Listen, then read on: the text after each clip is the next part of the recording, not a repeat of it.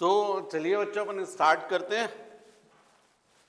New chapter semiconductor electronics materials devices and simple circuit, या short में बोले तो सॉलिड एंड सेमीकंडक्टर डिवाइसेस या मॉडर्न फिजिक्स। तो बच्चों सबसे पहले आपको देखना चाहिए एनर्जी बैंड। सबसे पहले आपका फर्स्ट टॉपिक मुझे जो करवाना चाहिए वो होना चाहिए एनर्जी बैंड। एनर्जी बैंड, तो जब यदि मैं एनर्जी बैंड बोलता हूं तो simple the group of a number of energy levels very close to each other is called an energy band।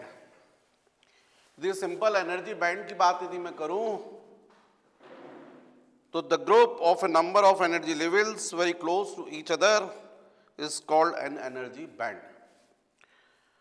अब यदि एनर्जी बैंड की बात करें तो मेन बैंड होते हैं वैलेंस बैंड और कंडक्शन बैंड, और दोनों बैंड के बीच में एक गैप होता है, एनर्जी गैप होता है, जिसको अपन बोलते हैं फॉरबिडन एनर्जी गैप। क्या डिफरेंस होता है इन दोनों बैंड्स में? तो valence band the band corresponding to energy levels in which number of electrons is equal to the maximum number of electrons allowed by Pauli's exclusion principle, that is the energy levels are completely filled with electrons is called valence band। ये valence band में जो electrons होते हैं वो completely Pauli's exclusion principal मतलब 2n² उसके according completely filled रहते हैं। तो ये जो लोअर बैंड दिख रहा है इसको अपन बोलते हैं वैलेंस बैंड। क्या बोलते हैं? Valence band. इसको इसको या फिर इसको वैलेंस बैंड, राइट। ये कंप्लीटली फिल्ड रहता है इलेक्ट्रॉन से according to Pauli's exclusion principle. Next बच्चों conduction band. The band above the valence band corresponding to the energy levels in which number of electrons is less than the maximum number of electrons allowed by Pauli's exclusion principle, that is the energy levels are partially filled with electrons is called conduction band। मतलब ये जो conduction band है इसमें electrons partially fill रहते हैं, completely fill नहीं रहते 2n² के अकॉर्डिंग। मतलब इसमें इलेक्ट्रॉन्स की कमी रहती है, और ये जो वैलेंस बैंड है ये कंप्लीटली फिल रहता है इलेक्ट्रॉन से। तो बच्चों जो कंडक्शन होता है इलेक्ट्रिक कंडक्शन वो तो कंडक्शन बैंड की से ही होता है। करंट जो फ्लो करता है वो कंडक्शन बैंड से ही करता है। कंडक्शन बैंड इसी से करंट फ्लो करता है यहां से। लेकिन होता ये है कंडक्टर्स में जब ये जो कंडक्शन बैंड है इसमें फ्री इलेक्ट्रॉन्स जब मूव करते हैं इलेक्ट्रिक फील्ड के अपोजिट तो करंट फ्लो करता है सरफेस से। यदि कमी हो जाए इलेक्ट्रॉन ना हो तो कंडक्टर्स में बहुत इजीली इलेक्ट्रॉन्स जो रहते हैं वो सीधे वैलेंस बैंड से कहां पहुंच जाते हैं? कंडक्शन बैंड में। और इस तरीके से कंडक्टर्स में कंडक्शन बैंड में फ्री इलेक्ट्रॉन्स की कमी नहीं हो पाती है। यदि कमी हो गई तो वैलेंस बैंड से इलेक्ट्रॉन्स कहां पहुंच जाएंगे? कंडक्शन बैंड में। कंटिन्यूस इलेक्ट्रॉन्स मिलते रहेंगे और करंट फ्लो होता रहेगा। लेकिन जो इंसुलेटर है, अच्छा ये कंडक्टर्स में conduction band exactly valence band पर ही होता है दोनों के बीच में कोई गैप नहीं रहता है, इसलिए इजीली इलेक्ट्रॉन ट्रांसफर होते हैं। लेकिन इंसुलेटर में वैलेंस बैंड के ऊपर जो कंडक्शन बैंड होता है उसके बीच में गैप होता है। इस गैप को हम लोग बोलते हैं फॉरबिडन एनर्जी गैप। इसको अपन इलेक्ट्रॉन वोल्ट में मेजर करते हैं और इंसुलेटर्स में ये गैप बहुत ज्यादा होता है 10 इलेक्ट्रॉन वोल्ट्स, इसलिए इसमें से करंट इजीली फ्लो नहीं करता क्योंकि वैलेंस बैंड से इलेक्ट्रॉन्स कंडक्शन बैंड में नहीं पहुंच पाते हैं। जबकि सेमीकंडक्टर्स में ये फॉरबिडन एनर्जी गैप काफी कम होता है, मात्र 1 इलेक्ट्रॉन वोल्ट का। तो नॉर्मल कंडीशन में कंडक्शन बैंड में जो इलेक्ट्रॉन है उनकी वजह से करंट फ्लो कर गया, पर फिर नहीं करता जब तो थोड़ा सा भी टेम्परेचर यदि इंक्रीज होता है तो वैलेंस बैंड से इलेक्ट्रॉन्स कहां ट्रांसफर होने लगते हैं? कंडक्शन बैंड में। फॉरबिडन एनर्जी गैप कम होने की वजह से इजीली पहुंच जाते हैं और इसलिए फिर करंट जो है वो इजीली फ्लो करने लगता है। करंट हमेशा फ्लो करता है कंडक्शन बैंड से। यदि कंडक्शन बैंड में इलेक्ट्रॉन होंगे तो करंट फ्लो करेगा और यदि कंडक्शन बैंड में इलेक्ट्रॉन नहीं होंगे तो करंट फ्लो नहीं करेगा। मेटल्स में प्रॉब्लम नहीं है, यहां पर कंडक्शन बैंड में फ्री इलेक्ट्रॉन्स हैं और नहीं भी हैं तो इजीली पहुंच जाते हैं वैलेंस बैंड से। इंसुलेटर्स में प्रॉब्लम है, कंडक्शन बैंड में इलेक्ट्रॉन नहीं है और वैलेंस बैंड से पहुंच नहीं सकते हैं क्योंकि गैप ज्यादा है, एनर्जी गैप ज्यादा है। सेमीकंडक्टर्स में नॉर्मल टेम्परेचर पर तो ठीक है, लेकिन जैसे ही हम लोग टेम्परेचर हाई करते हैं तो वैलेंस बैंड से इलेक्ट्रॉन ट्रांसफर होने लगते हैं कहाँ? कंडक्शन बैंड में, और इसलिए करंट जो है वो इजीली फ्लो करता है। तो बच्चों ये तो बात रही एक्चुअली में सिंपल एनर्जी बैंड्स की, लेकिन थोड़ा सा आप लोग को और क्लियर होना चाहिए, कंपैरिजन पता होना चाहिए, क्योंकि एग्जाम में क्वेश्चन आ जाता है compare conductor, insulator and semiconductor. है इजी, लेकिन पूरे पॉइंट्स यदि आपको रहेंगे पता तो बहुत इजीली जो है आप लिख सकते हैं और इसलिए एक अच्छा एग्जाम में जब आप लिखेंगे तो मार्क्स अच्छे मिल सकते हैं। तो थोड़ा सा बच्चों मैं आपको तीनों में डिफरेंस बताना चाहता हूं, तो जरा सुनिए आप। सबसे पहले मैं कंडक्टर की बात करता हूं। यदि थोड़ा सा पॉइंट वाइज रहेगा तो अच्छा है, क्योंकि नॉर्मल तो मैं भी बता सकता हूं, आप भी समझ सकते हैं। कंडक्टर आपको पता है जिसमें करंट इजीली फ्लो करे, लेकिन पूरे पॉइंट्स आपको रहेंगे तो आपके लिए ज्यादा अच्छा है। तो मैं एक्सप्लेन भी करता जाऊंगा, आप सुनिएगा। तो फर्स्ट कंडक्टर के लिए यदि अपन फर्स्ट पॉइंट लिखे तो क्या लिखना चाहिए? In conductor electric conduction is possible in them. Conductors के लिए अपन फर्स्ट पॉइंट क्या लिख सकते हैं? Electric conduction is possible in them. Second point हमको लिखना चाहिए दे हैव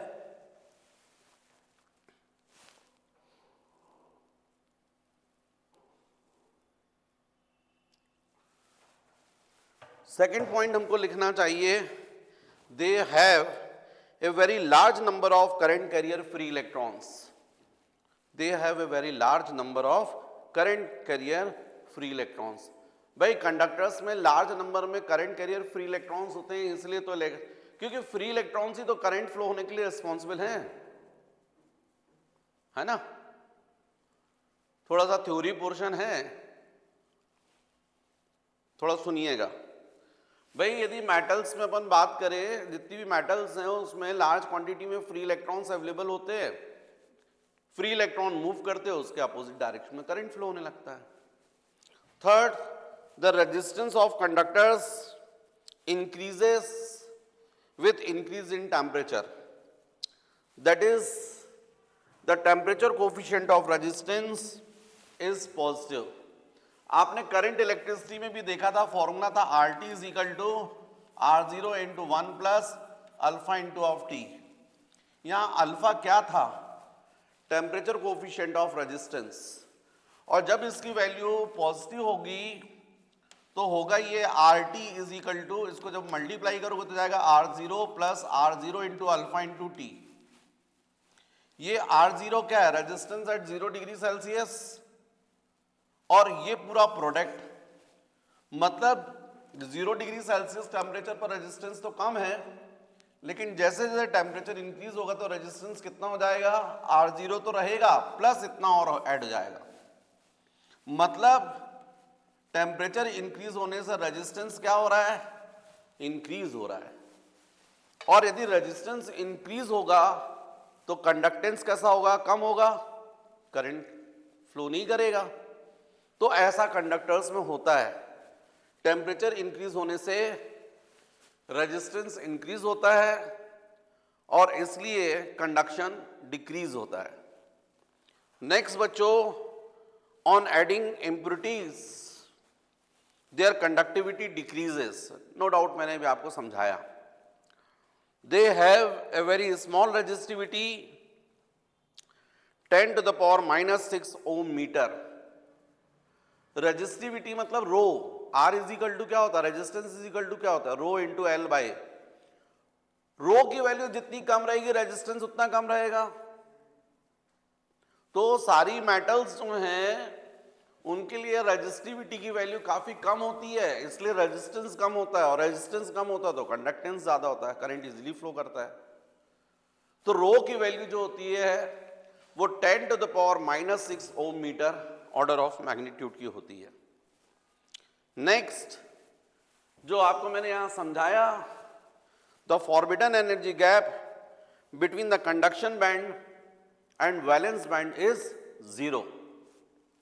एग्जाम्पल्स यदि आप लेते हैं तो metals, human bodies, earth etcetera, ये कंडक्टर्स के पॉइंट्स आपको लिखने चाहिए। नेक्स्ट यदि इंसुलेटर के पॉइंट्स यदि अपन बात करें तो जैसे अपन ने कंडक्शन पॉइंट्स के पॉइंट्स लिखे हैं उन्हीं बेसिस पर अपन कर सकते हैं। तो फर्स्ट पॉइंट इंसुलेटर्स के लिए, first point, electric conduction is not possible in them. Insulators में इलेक्ट्रिक कंडक्शन पॉसिबल नहीं है। Second, they have a negligible number of current carrier free electrons. Negligible number of current carrier free electron, इसलिए तो current flow नहीं करा, free electron नहीं है।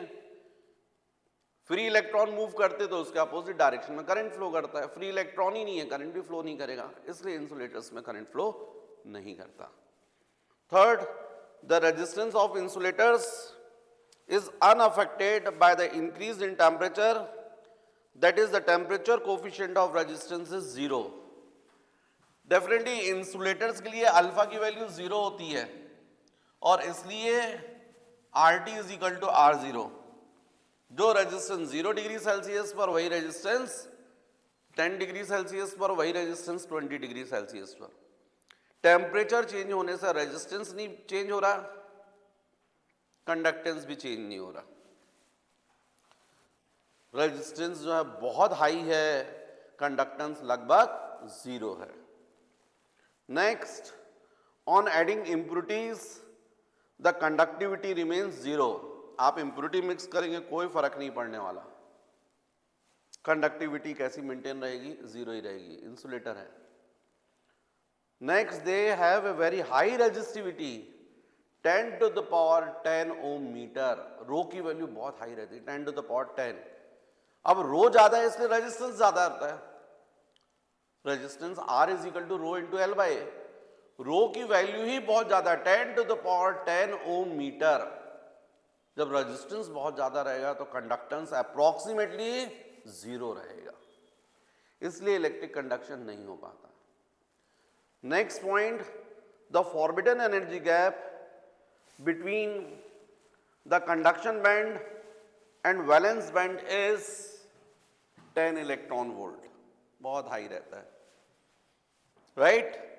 Examples यदि ले तो glass, rubber, would, plastic, diamond etcetera, ऐसे पॉइंट्स आप लिख सकते हैं इंसुलेटर्स के लिए। नेक्स्ट यदि बच्चों बात करें सेमी कंडक्टर्स, यही तो अपने को पढ़ना भी है। तो सेमी कंडक्टर्स के लिए first point, at a low temperature there is no electric conduction in them. मैंने समझाया आपको, लो टेम्परेचर पर करंट फ्लो नहीं करता। but at high temperature electric conduction becomes possible in them.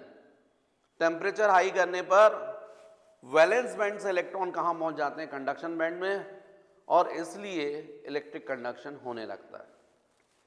Second, they have neither a very large number nor a very small number of current carrier free electrons.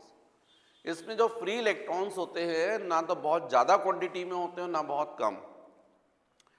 जैसे metals की बात करें तो आपको पता है उसमें लार्ज नंबर में फ्री इलेक्ट्रॉन्स हैं.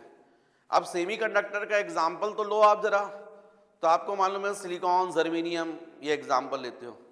आप एक बार इनके एटॉमिक नंबर चेक करो तो आपको एटॉमिक नंबर पता चलेगा. सिलिकॉन का रहता है 14 और जर्मेनियम का रहता है 32. अब सिलिकॉन का यदि आप 14 बोल रहे हैं तो आप देखिए इलेक्ट्रॉन डिस्ट्रीब्यूशन कैसा हो रहा है. 2 फर्स्ट ऑर्बिट में 2, भाई पॉलीज एक्सक्लूजन प्रिंसिपल से करोगे ना 2n² के अकॉर्डिंग, तो फर्स्ट ऑर्बिट में 2, नेक्स्ट ऑर्बिट में 8 और लास्ट ऑर्बिट में 4. जबकि आपको मालूम है स्टेबिलिटी के लिए हर ऑर्बिट में मिनिमम कितने इलेक्ट्रॉन्स होने चाहिए? 8. इसमें कितने? लास्ट ऑर्बिट में 4. अब ये 4 इलेक्ट्रॉन्स को लूज भी कर सकता है या गेन भी कर सकता है. सेम आप देख लीजिए जर्मेनियम का, देख लीजिए 32, मतलब 2 फर्स्ट ऑर्बिट में 2, नेक्स्ट ऑर्बिट में 8, नेक्स्ट ऑर्बिट में 18 और लास्ट ऑर्बिट में 4. 32 हो गया. मतलब ये लास्ट ऑर्बिट में जो 4 इलेक्ट्रॉन्स उसको वो गेन भी कर सकता है, लूज भी कर सकता है. तो जो सेमीकंडक्टर्स होते हैं उनमें ना बहुत ज्यादा क्वांटिटी में फ्री इलेक्ट्रॉन होते हैं ना बहुत कम. Third, the resistance of semiconductor decreases with increases of temperature. क्योंकि इनका टेम्परेचर कोफिशिएंट ऑफ रेजिस्टेंस कैसा होता है? नेगेटिव. अल्फा की वैल्यू नेगेटिव होती है. मतलब यहां पर जो फॉर्मूला लिखा था RT = R0 × 1 + alpha × ΔT, alpha की वैल्यू नेगेटिव मतलब माइनस. तो जब आप इसको मल्टीप्लाई करोगे तो R0 - R0 × अल्फा × T. ये रेजिस्टेंस कब था? 0 डिग्री सेल्सियस पर. ये रेजिस्टेंस कब है? T डिग्री सेल्सियस पर. T डिग्री सेल्सियस टेम्परेचर पर रेजिस्टेंस कितना हो गया? जितना 0 पर था उसमें से इतना कम हो गया. इसका मतलब जैसे जैसे आप टेम्परेचर इंक्रीज करोगे ये प्रोडक्ट बढ़ता जाएगा, सब्ट्रैक्टिंग क्वांटिटी बढ़ती जाएगी, नेट वैल्यू क्या होती जाएगी? इंक्रीज होती जाएगी. रेजिस्टेंस क्या होता जाएगा? ये सब्ट्रैक्टिंग क्वांटिटी क्या होती जाएगी? इंक्रीज होती जाएगी. नेट वैल्यू क्या होती जाएगी? डिक्रीज होती जाएगी. मतलब रेजिस्टेंस क्या होता जाएगा? डिक्रीज होता जाएगा. भाई 100 में से 2 सब्ट्रैक्ट कर रहे थे, 98 आया. 100 में से 4 सब्ट्रैक्ट करोगे 96 आ जाएगा. जितना ज्यादा ये बढ़ेगा नेट वैल्यू उतनी कम होती जाएगी, कम होती जाएगी. रेजिस्टेंस डिक्रीज हो रहा है, कंडक्टेंस इंक्रीज होगा. इसलिए हाई टेम्परेचर पर सेमीकंडक्टर्स जो है उनसे करंट इजीली फ्लो करता है. टेम्परेचर हाई करने से ये जो वैलेंस बैंड हैं यहां से इलेक्ट्रॉन बहुत इजीली कहां फ्लो होने लगते हैं? कंडक्शन बैंड में. तो करंट फ्लो होना इजी हो जाता है. Next, on adding impurities their conductivity increases. बहुत इंपॉर्टेंट पॉइंट है भाई. सेमीकंडक्टर्स में आप इम्प्यूरिटी बढ़ाते हैं उससे कंडक्टिविटी क्या होती है? इंक्रीज होती है. और इसी कॉन्सेप्ट का यूज करके अपन आगे बनाते PN junction diode. PN junction, P type semiconductor and N type semiconductor, और फिर उसी से बनता है पीएन जंक्शन डायोड. वो भी अपन आगे देखते हैं. नेक्स्ट, दे हैव, मतलब यदि जो बच्चे वीडियो से पढ़ रहे हैं वो मेरे वीडियो के पॉइंट्स यदि देखते हैं, पॉइंट्स सुनेंगे और यदि उनको लिख लेंगे तो अच्छा खासा आप कंपैरिजन लिख सकते हैं. तो next, they have resistivity nearly 0.1 ohm metre. Resistivity जो है रो की वैल्यू बहुत कम है, 0.1 ओम मीटर, तो रेजिस्टेंस भी क्या होगा, कम होगा। R is equal to rho into L by, rho कम तो R कम, रेजिस्टेंस कम तो कंडक्टेंस हाई, इसलिए करंट इजीली फ्लो करता है।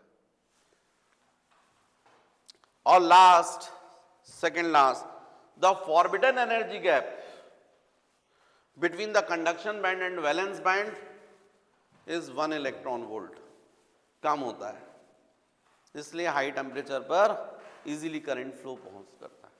वैलेंस बैंड से इलेक्ट्रॉन्स ट्रांसफर हो जाते हैं कहां पर, कंडक्शन बैंड में। इसके बच्चों यदि आप एग्जांपल ले तो मैंने अभी बताया आपको सिलिकॉन, जर्मेनियम, ये क्या है, सेमीकंडक्टर्स। अब अपना मेन टॉपिक आना चाहिए सेमीकंडक्टर।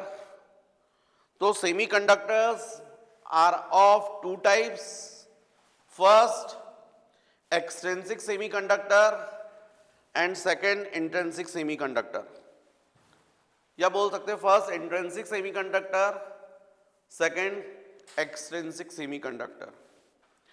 फर्स्ट इंट्रिंसिक सेमीकंडक्टर, तो जो प्योर सेमीकंडक्टर्स होते हैं उनको बच्चों अपन बोलते हैं इंट्रिंसिक सेमीकंडक्टर। अब ये प्योर का मतलब क्या और इम्प्योर का मतलब क्या, इंट्रिंसिक किसको बोल रहे हैं आप और एक्सट्रिंसिक किसको बोल रहे हैं। मैंने जानबूझ के थोड़ा सा बोर्ड ऐसा रखा हुआ है, थोड़ा मैं यहाँ पर नोट्स के लिए भी हेल्प ले रहा हूँ, थोड़ा बोर्ड पर भी ले रहा हूँ आपसे। अभी मैं आपको पूरा सामने फ्रंट पे कर दूंगा, जब तक थोड़ा देखिएगा आप ऐसे। कुछ बच्चों को इलेक्ट्रॉनिक बोर्ड में पढ़ना है, हमको नहीं पढ़ाना है ऐसे बच्चों को, हमको उनको पढ़ाना है जिनको कंटेंट से मतलब है ना। कुछ को बिल्कुल ऐसा सामने चाहिए, नंबर भी मांग लेना फिर तुम, टीचर तो बोला नंबर भी हमारे हिसाब से दे दीजिए, ठीक है। तो ज़्यादा अच्छा है कि पढ़ाई पर ध्यान दो, मतलब उससे रखो। तो जो बच्चों इंट्रिंसिक सेमीकंडक्टर और एक्सट्रिंसिक सेमीकंडक्टर दोनों में क्या डिफरेंस है। इंट्रिंसिक सेमीकंडक्टर्स बहुत अच्छे कंडक्टर नहीं हैं, लेकिन एक्सट्रिंसिक सेमीकंडक्टर जिनमें जब अपन इम्प्योरिटी मिक्स करते हैं उसके बाद जो बनता है वो बहुत जबरदस्त बन जाता है। अब ये क्या बोल रहा हूं मैं, इसका मतलब मैं समझाता हूं, लेकिन थोड़ा सा मैं सोच रहा था, चलिए क्लियर कर देते हैं, उसके बाद फिर पॉइंट्स डिस्कस करते हैं।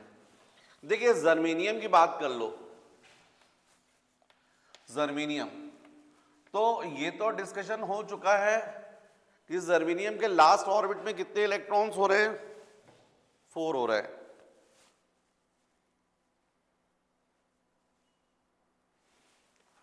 जर्मेनियम के लास्ट ऑर्बिट में कितने इलेक्ट्रॉन हो रहे हैं, 4।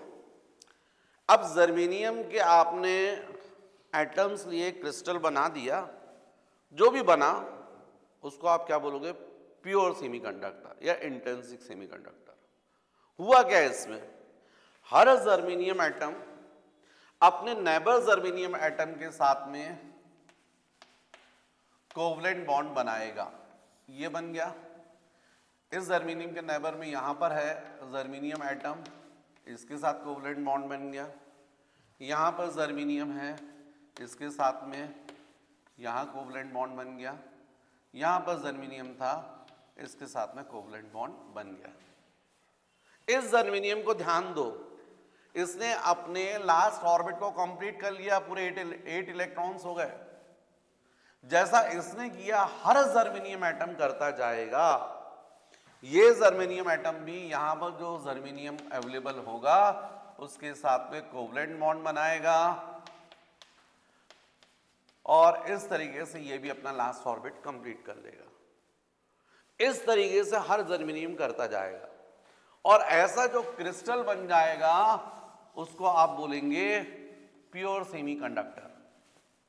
इसको जब आप 2 प्लेट्स के बीच में डालेंगे और यहां बैटरी से जब कनेक्ट करेंगे तो ये प्लस, ये माइनस, ये प्लस हो जाएगा, ये माइनस हो जाएगा, है ना। ये प्लेट हाई पोटेंशियल पर आ जाएगी, इसको प्लेट बोलते हैं। जो एक नेगेटिव लो पोटेंशियल हो जाएगी, इसको कैथोड बोलते हैं।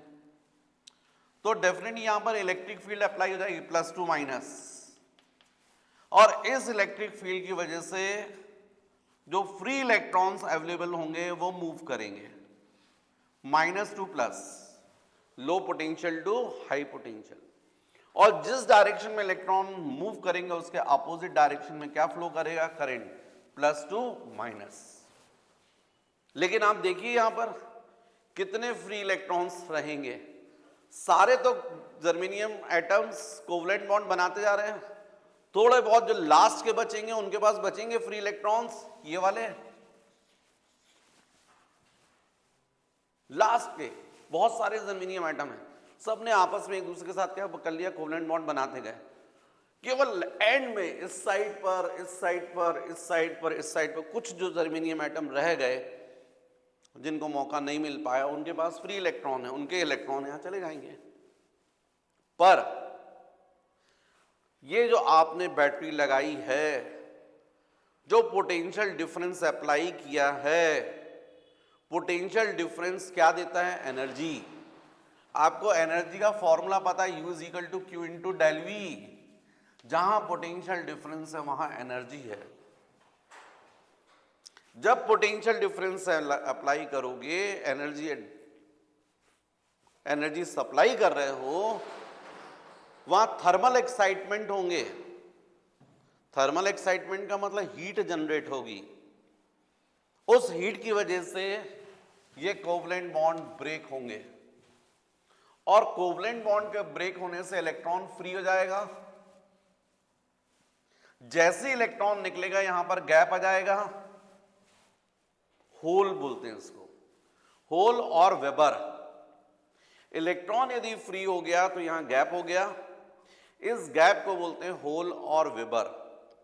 एक इलेक्ट्रॉन के फ्री होने से एक होल डेवलप हुआ, 10 इलेक्ट्रॉन के फ्री होने से 10 होल डेवलप हो गए, होल या वेबर। और इन होल्स का नेचर क्या है कि कोई इलेक्ट्रॉन आ जाए उसको फिल कर दे, तभी तो ये लास्ट ऑर्बिट इसका कंप्लीट होगा। मतलब इस होल की टेंडेंसी है इलेक्ट्रॉन को गेन करने की। इलेक्ट्रॉन मतलब नेगेटिव चार्ज। नेगेटिव चार्ज को कौन गेन करता है, जिसके पास पॉजिटिव चार्ज होता है। इसलिए होल के ऊपर उतना ही चार्ज माना जाता है जितना इलेक्ट्रॉन पर, लेकिन अपोजिट, पॉजिटिव। इसलिए होल का चार्ज क्या मान लेते हैं, plus 1.6 into 10 power minus 19 electron. पर आप ये समझ गए कि इस थर्मल एक्साइटमेंट में यदि 100 इलेक्ट्रॉन फ्री होंगे तो 100 होल भी जनरेट होंगे, 100। मतलब जितने इलेक्ट्रॉन्स होते हैं उतने होल्स होते हैं। तो बच्चों इसमें नॉर्मल कंडीशन में तो करंट फ्लो नहीं करेगा, लेकिन जब थर्मल एक्साइटमेंट होंगे तो फ्री इलेक्ट्रॉन की वजह से करंट फ्लो करेगा, इलेक्ट्रॉन मूव करेंगे अपोजिट डायरेक्शन में, सेम होल मूव करेंगे।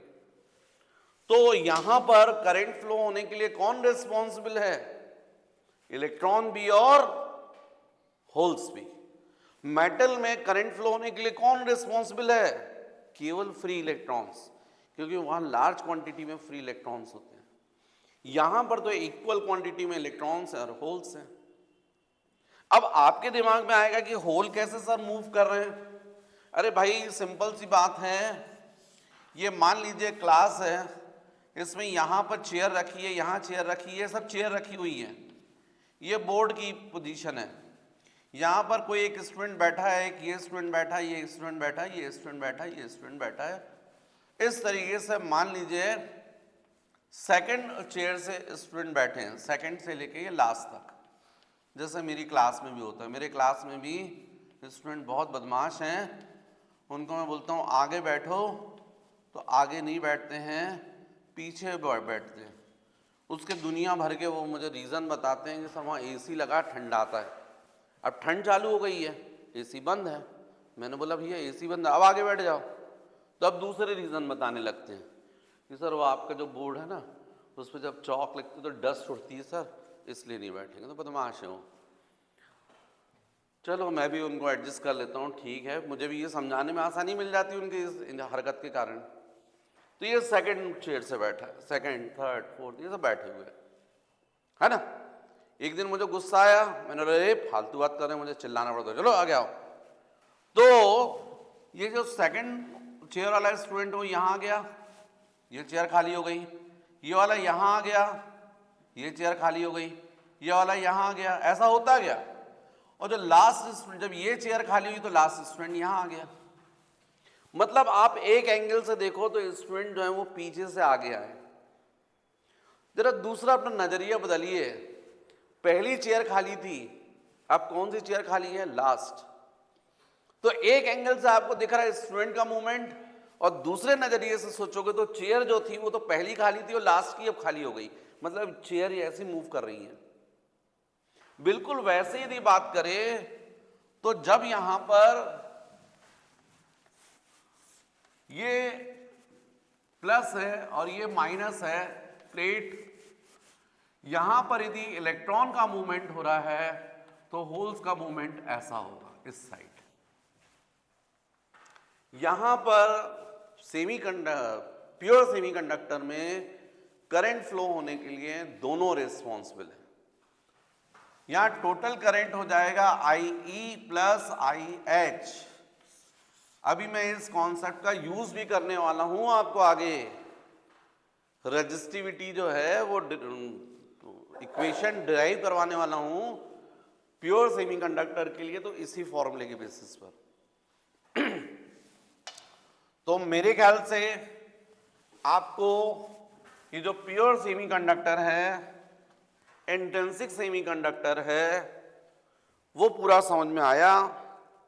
तो मेरी इच्छा है पहले आपको इसके पॉइंट्स सुनाता हूं मैं थोड़ा बुक की लैंग्वेज में, ताकि आपको लिखने में आसानी हो। तो सुनिएगा, इंट्रिंसिक सेमीकंडक्टर, इसका फर्स्ट पॉइंट है a pure semiconductor is called intrinsic semiconductor. Second, during electric conduction, the intrinsic semiconductor remains electrically neutral. It has equal number of electrons and holes. Third, in intrinsic semiconductor, the electric conduction is due to breaking of covalent bonds. Fourth, on increasing the temperature, the conductivity of intrinsic semiconductor increases. At absolute zero, an intrinsic semiconductor behaves like an insulator. मेरे ख्याल से आप समझ रहे हैं बात में।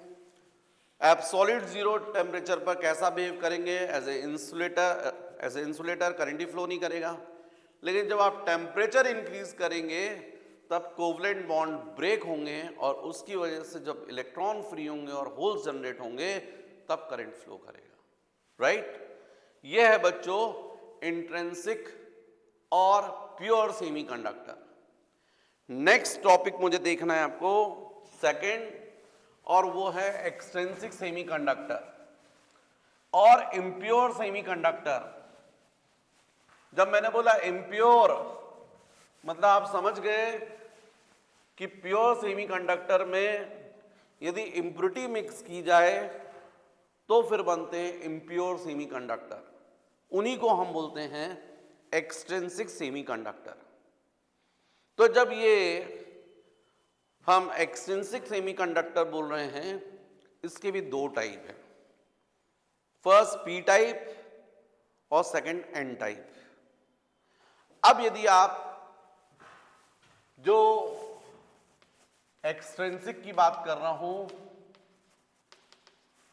तो इसमें मैंने बोला आपको एन टाइप और पी टाइप। ये एन टाइप का मतलब नेगेटिव्स मेमोरी में रखने के लिए और पी टाइप का मतलब पॉजिटिव। मतलब आप समझ जाइएगा, एन टाइप में नेगेटिव ज्यादा होने वाले हैं। नेगेटिव्स का मतलब फ्री इलेक्ट्रॉन्स, और पी टाइप में मेजॉरिटी होने वाली है होल्स की, पॉजिटिव्स की। पॉजिटिव्स की मतलब होल्स की। तो यदि हम प्योर सेमीकंडक्टर में, इंट्रिंसिक सेमीकंडक्टर में इम्प्योरिटी मिक्स कर दें जिसकी वैलेंसी 5 हो, मतलब पेंटावेलेंट। यदि हम प्योर सेमीकंडक्टर में इम्प्योरिटी मिक्स कर दें ऐसे एटम्स की जिसकी वैलेंसी 5 हो, उससे बन जाते हैं पी टाइप सेमीकंडक्टर। मतलब ध्यान रखिए, ये यदि आप देखें तो एंटीमनी, ऑर्गेनिक, एंटीमनी, ऑर्गेनिक, इनकी वैलेंसी 5 है। और पी टाइप के लिए अपन को प्योर सेमीकंडक्टर में इम्प्योरिटी मिक्स करनी है ऐसे एटम्स की जिनकी वैलेंसी 3 है। इंडियम, बोरॉन, इनकी वैलेंसी 3 है। तो यदि मान लीजिए सपोज एल्यूमिनियम, इंडियम, बोरॉन, ऐसा, उससे बनते पी टाइप। पहले मैं समझाता हूं, उसके बाद उसके पॉइंट्स डिस्कस करेंगे। तो देखो बच्चों, जैसे फॉर एग्जांपल जब आप सब्जी बनाते हैं और नमक में जब सब्जी डालते हैं तो आपको सब्जी का स्वाद कैसा लगता है? अब जैसे मैंने यहां पर बोला और जिसने मुझे मेरी बात को ध्यान से सुना तो उसको तुरंत लगेगा कि सर आप कुछ गलत बोल गए। नमक में सब्जी कहाँ मिलाते हैं सर? सब्जी में नमक मिलाते हैं। मैंने अभी थोड़ी देर पहले जानबूझकर बोला था कि सब्जी बनाने के लिए जब नमक में आप सब्जी मिलाते तो स्वाद कैसा होता है। तो मैं सोच रहा था कि इनमें से कुछ स्टूडेंट पक्का है मन ही मन सोच रहे होंगे सर आप गलत बोल रहे हैं, नमक में सब्जी नहीं मिलाई जाती है, सब्जी में नमक मिलाया जाता है, तब स्वाद पूछा जाता है। क्योंकि नमक में सब्जी का मतलब हो गया कि नमक की क्वांटिटी बहुत ज़्यादा और सब्जी की क्वांटिटी थोड़ी सी। लेकिन जब मैंने बोला सब्जी में नमक मिलाते हैं, इसका मतलब सब्जी की क्वांटिटी बहुत ज़्यादा हुई और नमक की क्वांटिटी काफ़ी कम, मतलब नमक इम्प्योरिटी हो गया। फिर जरा सोचिए सब्जी में स्वाद कैसे आता होगा। तो नमक का एक पार्टिकल सब्जी के बहुत सारे पार्टिकल के साथ में क्या करता है? ग्रुपिंग करता है और फिर जाकर आपको टेस्ट जो है वो प्रोवाइड करता है। एग्जैक्टली ऐसे ही यदि आप प्योर सेमीकंडक्टर में यदि इम्प्योरिटी मिक्स करते हैं, स्वाभाविक इम्प्योरिटी की क्वांटिटी काफ़ी कम रहेगी। तो ये इम्प्योरिटी जो नेबर पार्टिकल्स हैं, नेबर एटम्स हैं प्योर सेमीकंडक्टर्स के, उनके साथ में क्या करेंगे? कोवलेंट बॉन्ड बनाएंगे।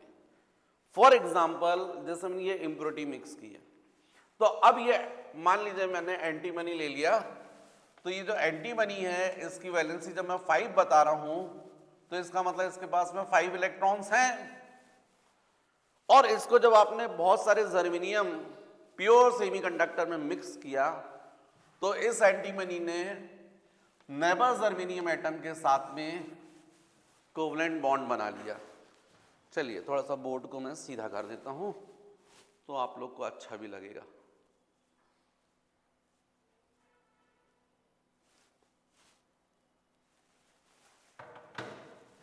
तो यहां पर मैंने आपको बताया एंटीमनी की वैलेंसी 5 है, तो एंटीमनी का वैलेंसी 5 मतलब इसके लास्ट ऑर्बिट में 5 इलेक्ट्रॉन।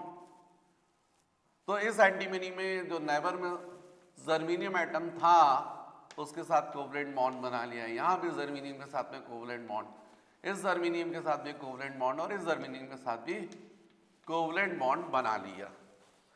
इसके लास्ट ऑर्बिट में 8 इलेक्ट्रॉन्स हो गए, लेकिन ये 1 इलेक्ट्रॉन एक्स्ट्रा रह गया। और ऐसा हर एंटीमनी करता जा रहा है, अपने नेबर जर्मेनियम एटम के साथ में क्या कर रहा है? कोवलेंट बॉन्ड बना रहा है। और 1 इलेक्ट्रॉन क्या करता जा रहा है? फ्री करता जा रहा है।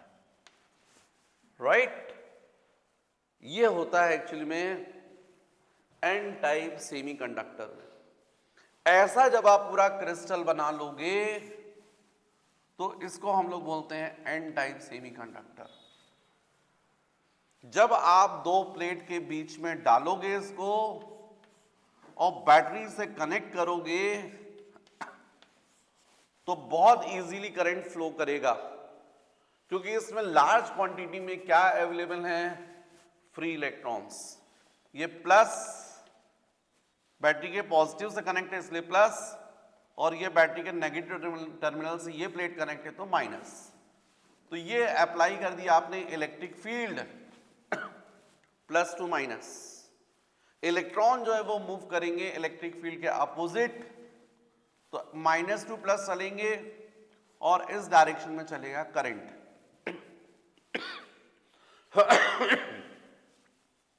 करंट इजीली फ्लो करेगा, लेकिन चूंकि आपने बैटरी कनेक्ट कर दी है, आप एनर्जी प्रोवाइड कर रहे हैं, तो थर्मल एक्साइटमेंट भी होंगे, कोवलेंट बॉन्ड भी ब्रेक होंगे।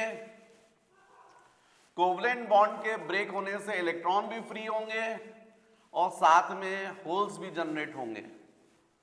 समझाने के लिए एग्जांपल ले रहा हूं कि मान लीजिए 4 कोवलेंट बॉन्ड ब्रेक हो गए, उसके वजह से 4 इलेक्ट्रॉन फ्री हुए। ऑलरेडी समझाने के लिए ले रहा हूं कि मान लीजिए आपने पूरा क्रिस्टल बनाया, उसमें ये जो इलेक्ट्रॉन्स थे ऑलरेडी ऐसे एंटी मनी के मान लीजिए 10 एटम्स थे। 10 एटम होने से कितने इलेक्ट्रॉन ऑलरेडी अवेलेबल थे, फ्री इलेक्ट्रॉन 10। और मान लीजिए ये जब आपने बैटरी कनेक्ट कर दी तो कोवलेंट थर्मल एक्साइटमेंट की वजह से 4 कोवलेंट बॉन्ड ब्रेक हो गए। 4 कोवलेंट बॉन्ड के ब्रेक होने से 4 इलेक्ट्रॉन फ्री हो गए। 10 इलेक्ट्रॉन ऑलरेडी थे, 4 और आ गए, कितने हो गए, 14 हो गए। फ्री इलेक्ट्रॉन की क्वांटिटी हो गई 14, लेकिन साथ ही साथ 4 होल भी तो जनरेट हुए हैं।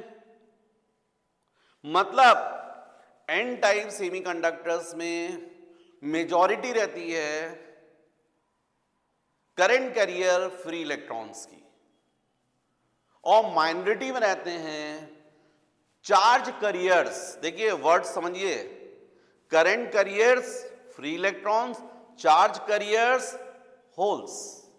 क्योंकि यहां करंट फ्लो होने के लिए कौन रिस्पॉन्सिबल होगा, फ्री इलेक्ट्रॉन्स, इसलिए करंट कैरियर क्या हुए, फ्री इलेक्ट्रॉन्स।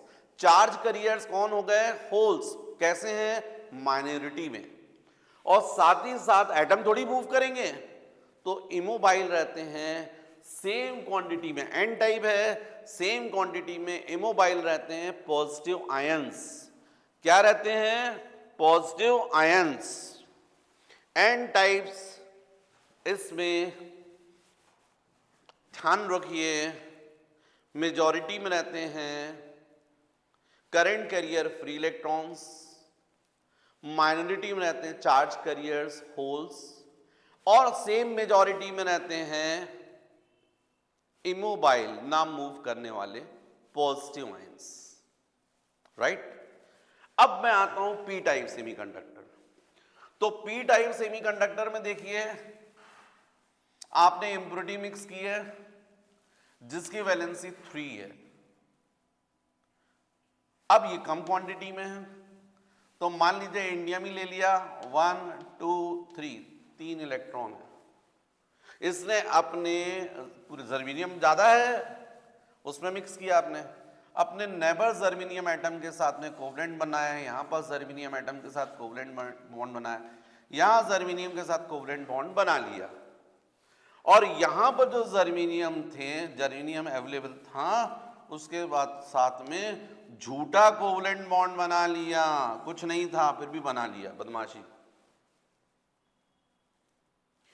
ऐसा हर इंडियम करता जा रहा है भैया।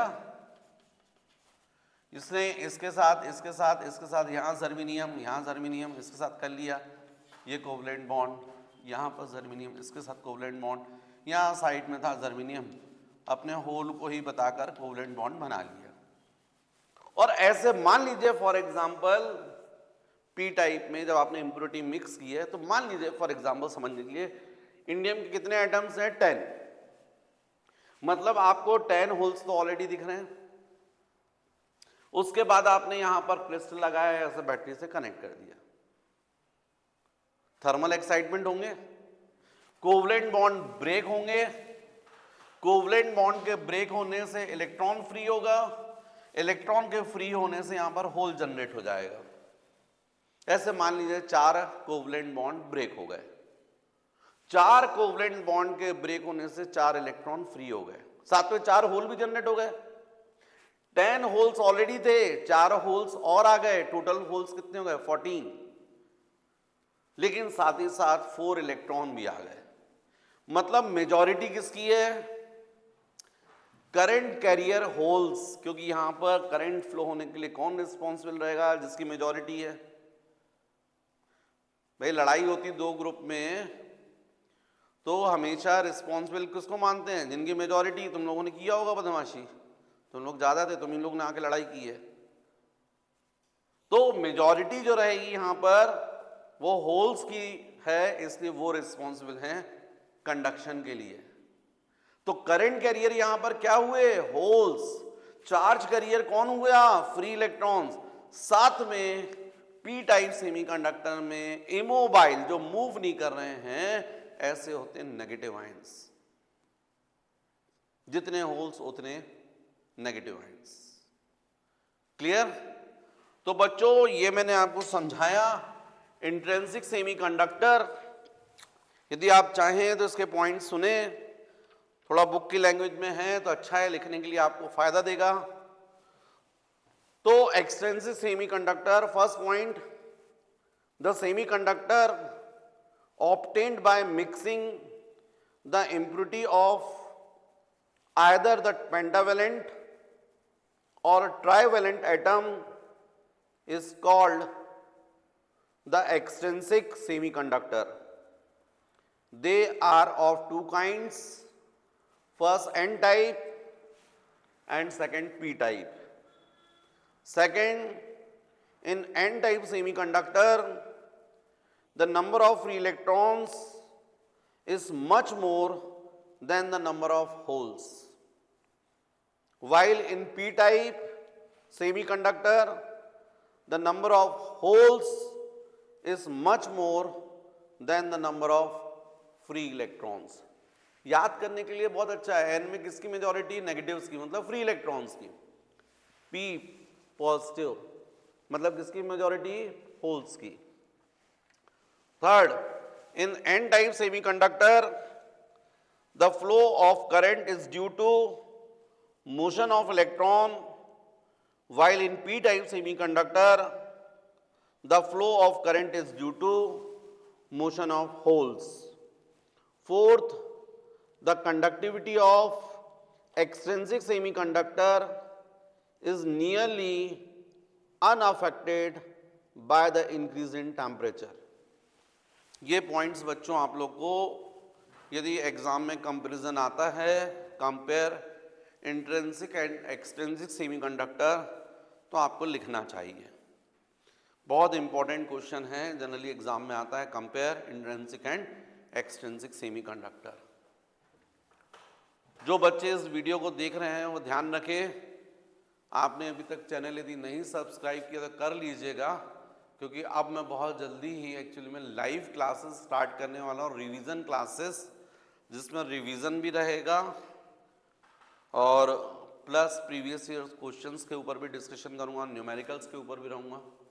थोड़ा सा मेरा ध्यान 12th की तरफ भी रहेगा और थोड़ा JEE की तरफ भी रहेगा।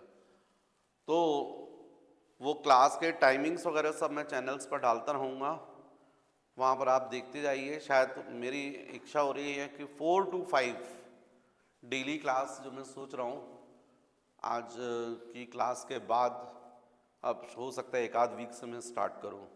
आप लोगों का एग्ज़ाम भी क्लोज आ गया है, तो आप लोगों को बेनिफिट मुझसे जो बन सकता है, मुझे अपने बच्चों को भी एक्चुअली में करवाना है रिवीजन, तो मैं सोच रहा हूँ कि उनके साथ में सारे बच्चे पढ़ लें तो क्या दिक्कत है। तो फ़ायदा उठाइएगा, 4 to 5 का टाइम मैं सोच रहा हूँ। नेक्स्ट बच्चों क्वेश्चन बनता है generally, compare N type semiconductor and P type semiconductor. हालांकि पूरा डिस्कशन तो मैं कर चुका हूं, समझा चुका हूं, केवल थोड़ा पॉइंट सुन लीजिए तो आपको एक बार सीक्वेंस में मेमोरी में आ जाएगा, जो मैंने समझाया वही सीक्वेंस में। तो एन टाइप सेमीकंडक्टर्स के पॉइंट्स पहले सुन लीजिए, पहले मैंने एन टाइप ही समझाया था आपको। First, it is obtained when the impurity of pentavalent atoms such as antimony or zinc is mixed with the intrinsic semiconductor.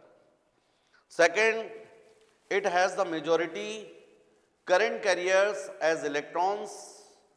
Third point, the minority charge carriers in it are the holes. And last point, it has the immobile ions positively charged.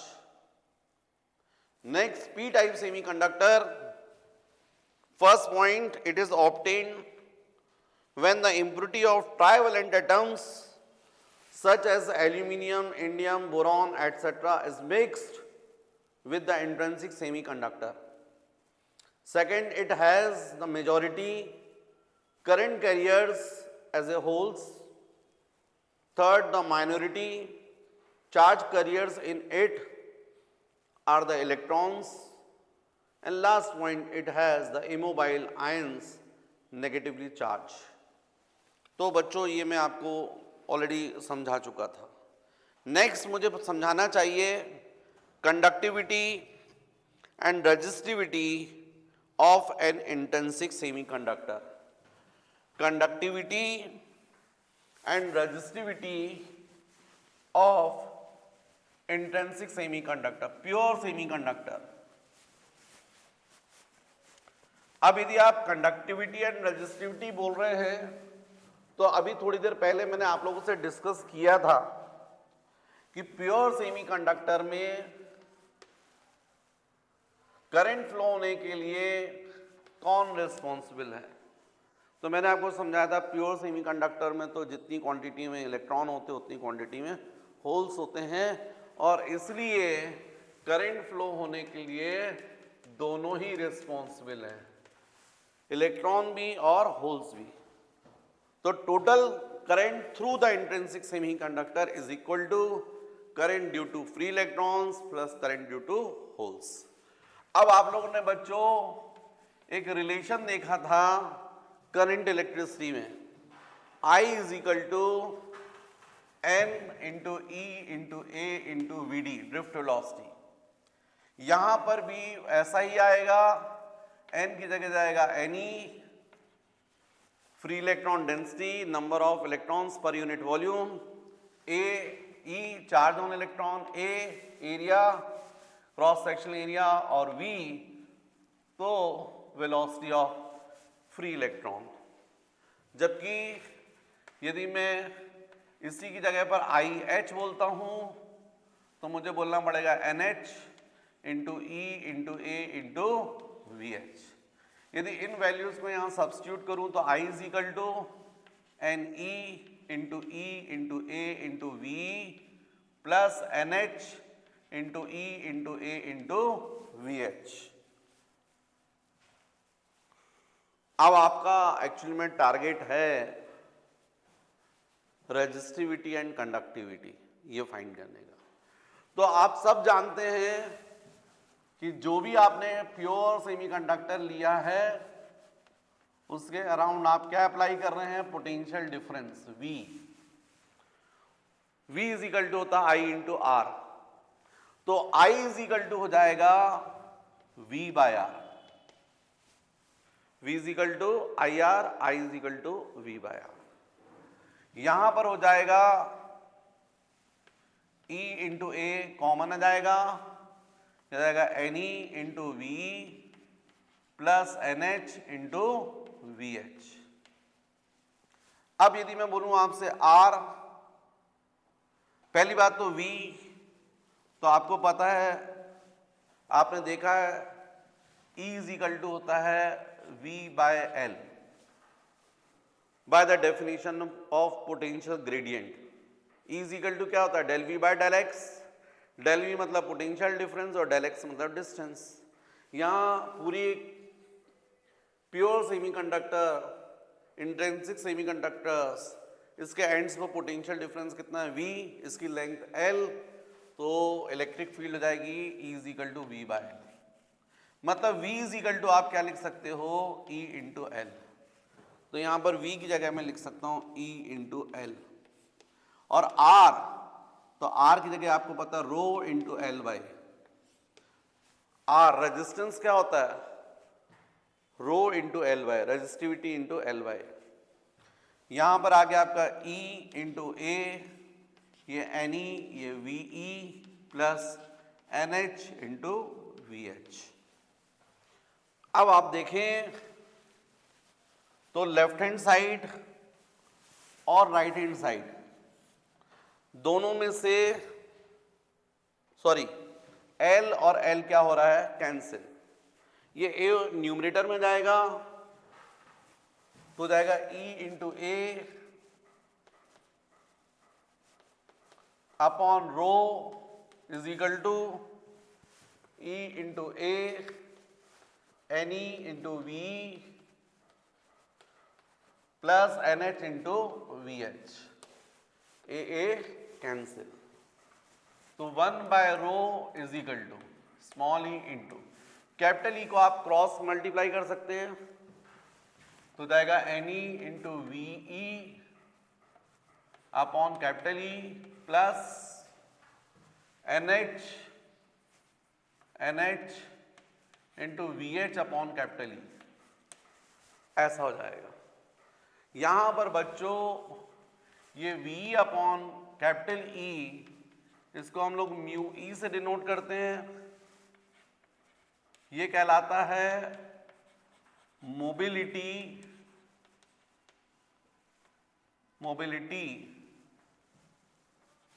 Of electron, और mu H ये कहलाता है we H upon capital E, mobility of holes. मतलब यदि E electric field आपने apply की थी तो वेलोसिटी ऑफ फ्री इलेक्ट्रॉन था V। यदि यूनिट इलेक्ट्रिक फील्ड अप्लाई करेंगे तो ये जाएगा V अपॉन E। मतलब ये मोबिलिटी क्या है, velocity of electron per unit electric field. भाई ये भी वेलोसिटी, ये भी वेलोसिटी। ये वेलोसिटी कब है, जब इलेक्ट्रिक फील्ड E है। ये वेलोसिटी कब है, जब इलेक्ट्रिक फील्ड यूनिट है। तो this is what, velocity of electric field, velocity of electron per unit electric field. This is called mobility. तो इसका मतलब 1 upon rho is equal to हम लिख सकते हैं E into N E into mu E plus N H into of mu H. इसका मतलब resistivity rho is equal to 1 upon E into mu E, N E into mu E plus N H into mu H.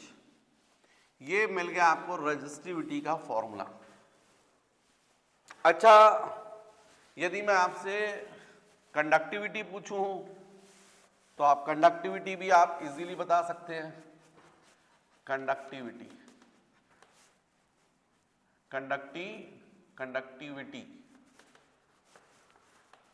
Sigma से denote करते हैं 1 by rho. तो sigma is equal to 1 by rho की value निकाली थी आपने, इसी 1 by रो को ही अपन सिग्मा कह रहे हैं। तो इज इक्वल टू क्या जाएगा, E into N E into mu E plus N H into of mu H, ये आ जाएगा। तो ये हो गया रेजिस्टिविटी और ये हो गया कंडक्टिविटी। किसकी, प्योर सेमीकंडक्टर की। लेकिन यदि यही एक्सट्रिंसिक में बात करें आप, तो एक्सट्रिंसिक सेमीकंडक्टर में, एक्सट्रिंसिक मतलब इम्प्योर, इम्प्योर बोलोगे तो फिर दो आ गए, पी टाइप और एन टाइप। यदि आप एन टाइप बोलते हो तो आपको मालूम है एन टाइप में नंबर ऑफ फ्री इलेक्ट्रॉन्स ज्यादा होते हैं, नंबर ऑफ होल्स निग्लेजिबल होते हैं। तो आप NH की वैल्यू 0 कर दोगे तो केवल ये रह जाएगा। यदि यही पी टाइप में बोलोगे तो उसमें नंबर ऑफ इलेक्ट्रॉन्स निग्लिजिबल होते हैं, तो ये 0 जाएगा और ये जाएगा, तो E into NH into mu H जाएगा, राइट। जल्दी से बच्चों कॉपी कर लो। हेडिंग क्या करोगे? Resistivity and conductivity of intrinsic semiconductor, pure semiconductor.